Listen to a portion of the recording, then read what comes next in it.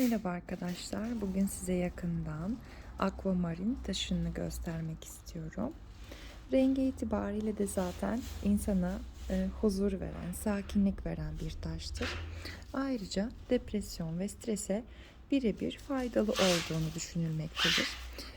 Bu taşı geleceği görmek için kullanıldığı için kahin taşı olarak da geçmektedir. Ne gibi faydaları var arkadaşlar?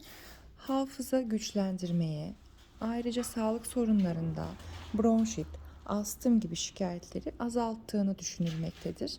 Ayrıca cesaret, özgüven artırıcı etkiye sahiptir. Şöyle de yakından gösteriyorum ve hoşça kalın diyorum. Görüşmek üzere.